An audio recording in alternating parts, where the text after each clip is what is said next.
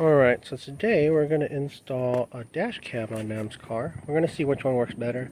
Either my old 1080p one that sits a little further down, or this 4K one. They're both Aki. Seem to be working pretty well.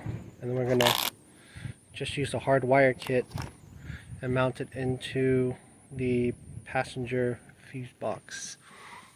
Nam's cleaning the windshield right now to prep for it. And we're going to test fit a spot, run the wires, and then make sure it works.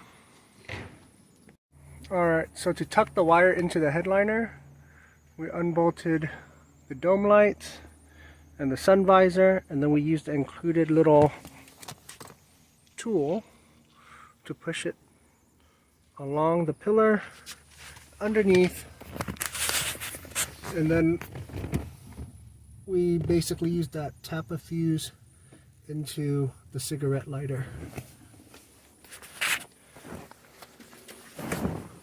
And then, so basically, once you turn it on, it takes a second to start. And it's running. Cool. Looks good. Safety first.